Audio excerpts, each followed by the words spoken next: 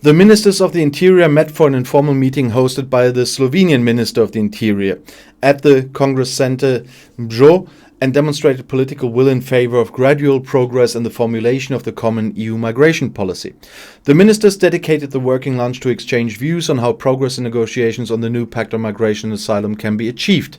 The ministers held a sincere and open debate in which they presented their views that remain largely directed towards the nothing is negotiated until everything is negotiated approach.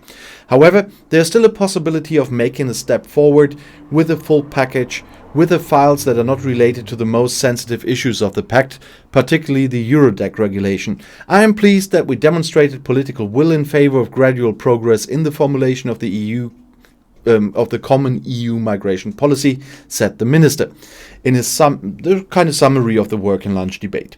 Ministers also underlined the importance of closer cooperation with the countries of origin and transit and efficient returns. They also stressed the need to continue discussions on responsibility and solidarity.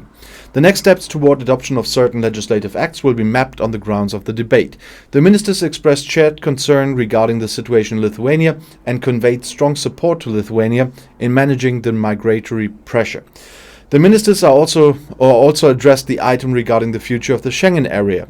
We started working on the Schengen strategy and the Schengen evaluation mechanism in the competent working body on the very first day of our presidency, the minister noted.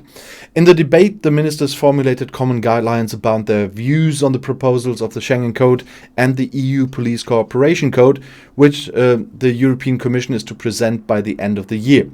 We agreed that in consideration of all the discussions and experiences from the past crisis, we should chart a common road towards a future Schengen system that is resilient to new challenges and any new potential threats.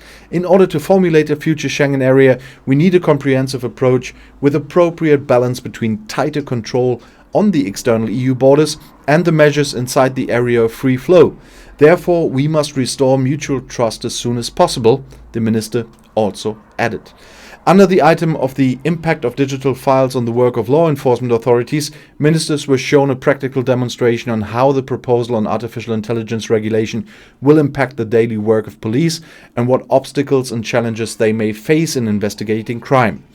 The minister said, "We agreed that the latest and state-of-the-art tools must be available to law enforcement authorities as support in investigating crime, which is increasingly moving to the digital environment."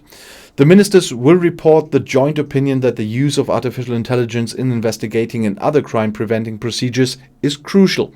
Otherwise, crime will always stay one step ahead of authorities to their respective countries' ministers in charge of adoption of this regulation. Ministers took note of the conclusions of the June conference of the Brdo process, which has functioned as a platform for strengthening cooperation with the Western Balkan region since 2001. I am happy to see there is wide support for our approach to closer cooperation with our Western Balkan partners in the identification of migrants, exchange of information, return of irregular migrants, and fight against child sexual abuse, Minister Hojs added. In planning further activities, Slovenia will take into consideration the proposals and initiatives of other EU member states and report on the progress and the results achieved at the December meeting of EU Western Balkans Ministers of the Interior. And I'll see you in my next video. Bis gleich.